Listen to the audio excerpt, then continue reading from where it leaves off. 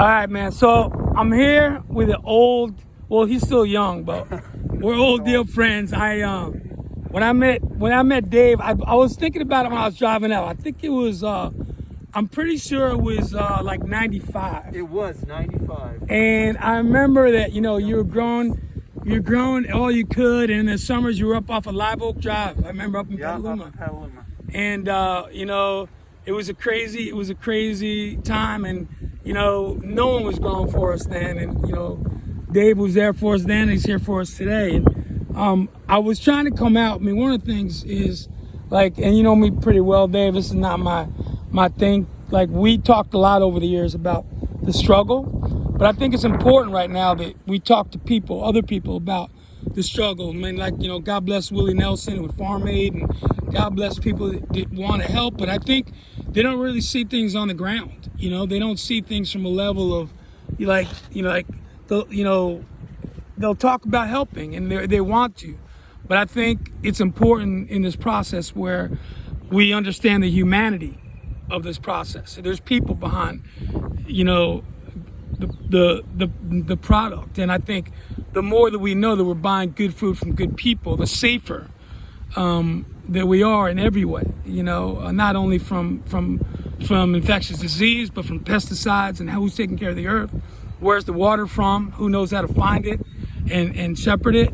So I think it is first of all, always an honor to see you.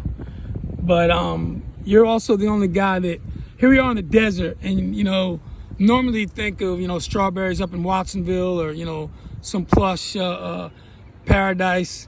But here we are, on the west side of Phoenix, Arizona. And I'll guarantee you, you see some in now. There's still some here that are in the field, even though they were picking this morning, which we're gonna have some flats in the back of my truck in a little bit. But I'm gonna take the 20-minute ride back to my little piece of the world. But Dave is one guy that here we are, as you can see, the open sky.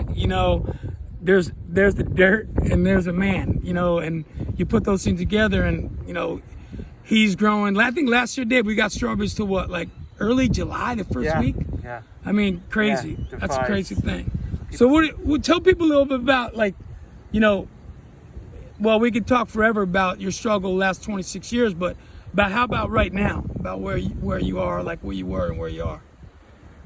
Jesus, that's a lot. But, well, with farming, I guess the biggest, biggest struggle is just that I'm going to lose about 2/3 of my land as it stands to Fulton Homes for development on. Jesus.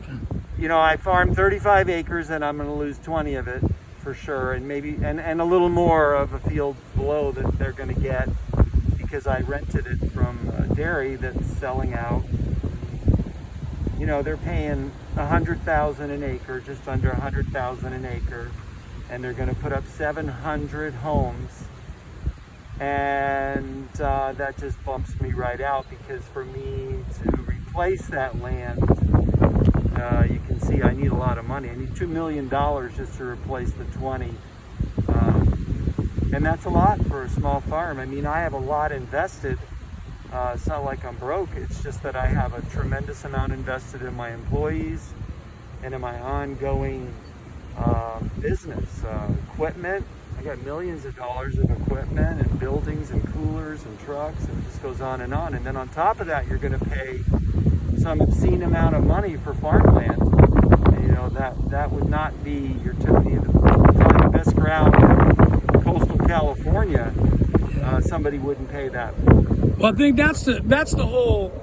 I hope coming out of this chaos that we start to have real conversations about what if any amount of meat is left on the bone, because I think there's where someone sees a pint of strawberries that they can buy for $2 cheaper, or pizza that they can buy for $5 cheaper and get it delivered. Like, all things are not created equal, including we want to buy things made in America. We'll all rally around it. We'll all pump our fists. But to do those things, I mean, it ain't, not only is it ain't cheap, like we're working with an archaic structure where I'm hoping that part of this process allows us to have conversations with people way smarter than us Well, at least smarter than me, because smarter, you're a fucking smart dude. But, I'm in awe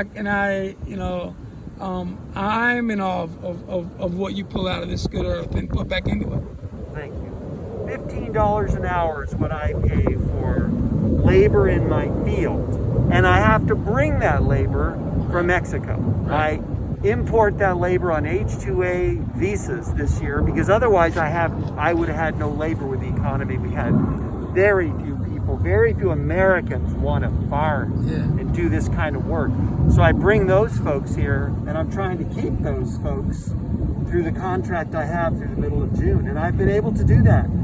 I lost all my wholesale business. I was shipping about 30 to 40% of what I grow into New York. High-end salad mixes into a distributor that is completely, shut down except for home delivery. And so that impacted me hugely. However, on the plus side, I had all this business come to my store. My store tripled because, like you're saying, Chris, people need to have some connection directly to their food source. And I think, there was runs on the grocery stores and hoarding and overbuying because people were so afraid because they don't trust what they hear from their government, and they don't trust that that there is enough food. So they go out and they did the same thing here. They just came, my customers and other customers came and bought more, and they continue to come. And so maybe we can build something out of that where people actually make a space in their lives, like you're saying, to think about, I need to have a farm. I need to support a farm in my own community. I can't just expect it just to show up on the grocery stores and somehow it gets trucked to me from somewhere in the world. And that having that direct connection will benefit me and therefore benefit them, as my large customer base already knows, but there's just millions more here that don't know that. But do you think, man, the one thing I'm hoping and praying for, like I was talking to my mom yesterday and my dad, about, World War II and the victory gardens, and, if you had a potato, people could share a potato. You had an onion, all of a sudden, your neighbor had a soup. The hard part is right now is we don't have the luxury of going over our neighbor's house even with a bunch of people and cooking together. So in our isolation, I think our opportunity to connect is through our what fuels us is our food. And I think one thing that I'm seeing, as you can see, there's no flour on the shelves, or organic or otherwise, and people are home baking more. They're making jam or stocks, and I hope somehow some of that practice becomes not something for this time, but maybe question, how the hell did we get here? Like someone saying, I don't believe, like I said, this was God's plan, not any God I would believe in. I think, but there is an opportunity, I think, in a lot of this man-made problem that we do have. I always say a lot, like I pray for one thing, I pray for the strength to do the right thing every day.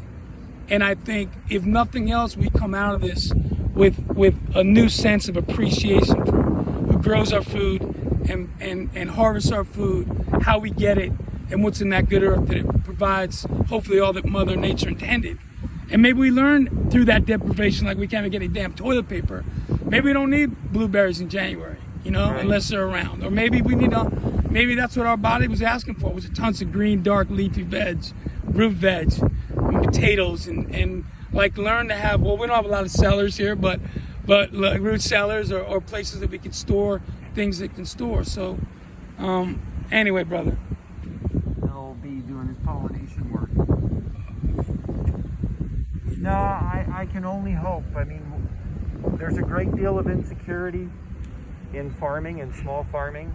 Most small farmers barely get by. You never know whether you're going to be supported or not from your community. There are better communities and more supportive communities, but for the amount of people we have here, we really have very few farms and very few small farms. What about the water, though, David? Because I think, you and I talked before, I'd say the misconception about Arizona is, as we look at that bee doing that work, he's working without a mask, but he can do that. But the thing about Arizona, if you know where the water is in the ground, and it's in there. Oh, yeah. we're in probably better shape than California, where we grow, our tomatoes in a lot of cases. Maybe. Right. But well, at least I'm saying that if we keep building houses over it, Yeah. those That's using more water. Sarah read the study basically about how much water they're going to use on those 725 homes. Yeah. And it's a lot more water than I use. I guarantee I have it. to keep track of the acre feet of water I used for the last 25 years. Yeah. And what the projection for the water use on these homes is much greater. But the tax base is so big. And that's what they're after, is the tax base. But the water's going to cost 10 times, 20 times more to the consumer. But the also same water that I get. Don't you think that not only in that, which I know how diligent you are in every aspect of your life, but also not just the water use, but the varietals, the varietals that you're growing that are and the way that you farm, and really understand that, dry farming is having a well, prepared, is even in the sandy soil, is possible. So it can give as much as it can. So, I think you always seem to grow what will grow here, Yeah, and I push I push the boundaries of that. I was told by a strawberry guru out of Salinas that strawberries would not reproduce or produce fruit in above 85 degrees, and mine did it all summer long at 110. So, you have to keep trying, because here, one of the challenges for small growers is that we have to have a lot of stuff, a lot of diversity, because most people, we can't go like in a more mature farmer's market environment. You could maybe produce two things. You could be a great strawberry grower, show up like they do in San Luis Obispo with just strawberries and sell out and sell a truckload of strawberries. Yeah. That is not going to happen here. So, it also fits my personality. I like to keep learning and growing and trying new things. So strawberries I've kind of reinvented for myself, my own ideas about what I could do with them, and I found that I could grow them for 3 years and I could keep producing them, and then and they're amazing. I'm telling you, they're amazing strawberries. They get a little smaller over time, but we make jam out of them, and awesome and then too. we got the high tunnels, and we do things because we get some pretty severe weather here. And so in there, more protected things, tomatoes and basil, and I do some beans and various things. I'm always trying stuff.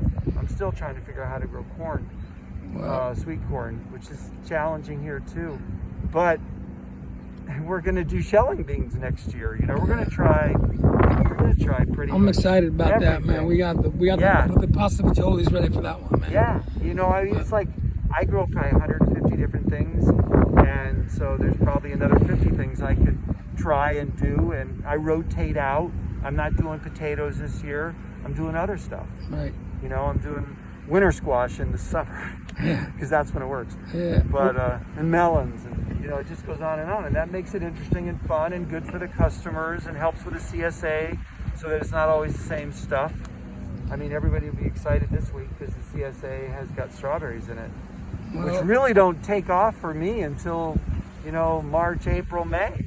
I know, it's pretty crazy. When it really happens, it's just too cold before that. And, so I would have to have them all covered in some kind of high tunnels or something to make it work. So, but by doing it this way, without plastic mulch, which would heat up the ground so much that you probably couldn't do it in June, I grow them in the dirt with a lot of organic matter, and these plants will go maybe all summer if I don't have a really bad monsoon. Yeah. They'll keep going, and so I've got them in an oddball time, but it's perfect for a local market because I don't think anybody else in the state is probably doing them in that window. Yeah, I haven't seen anything. Not much. So you got to stick to something, get good at it, and now once you understand it, now strawberries aren't so complicated. But I had to give up the plastic mulch and all that in order to figure out how to do it here so they stay cool. You know what I mean? In the dirt. I do. And we even mulch them with some decomposing forest mulch. That even keeps them cooler and moister in the summer. Which is really an old throwback thing. That's like strawberries with straw. Yeah, there you go. Well, listen, brother, man. You know what? You are somebody that I cherish it, not only as a friend, but I admire your perseverance. I'm always amazed at people that don't have to do things. And not that we don't have to work, or neither you or I we always had to work, but there's other better ways, easier ways to make money than I'll tell you than try to grow things out of this earth, feed our communities, and I think that's the one thing at the end of this whole this whole deal, where if we do have a little more time stuck at home, that we really think about where our food comes from, how it comes to us, and what do we support, and how much do we really need? How much fucking toilet paper do we really need? How much, I've seen people there's a ton of cooking videos out there now, and that's awesome. People learn to do things, but I thought I'd spend a few minutes just talking about the human side of things. I think as a world, we're a flyover world. We don't take the train. We're definitely here in Arizona or the bus, or stop in small towns and kind of get a pulse on really what's happening in the world. And farmers are usually other people that we don't know when we live in parts of the world. It's just food that comes to our store. And I think when you see the faces, even when they're behind a mask, and I guarantee you, America and the rest of the world looking at this, that's a handsome man under that mask. A handsome, rugged man under there. But anyway, listen, we love you. I'm gonna go in the farm store, pick up a few things, and we'll talk later. And anyway, support your local farmer wherever you are, and hopefully you guys got something out of this. I'm gonna eat a strawberry now. Hold on. Let's see. I sanitized my hands. Yeah. Oh, did you? Oh, I'll take that one. Cool. Dave got me a strawberry. There it is. It's not quite right, but it's close. It's juicy. It's delicious. Anyway, thanks for coming out. Thank you, Mr. Love you, Dave.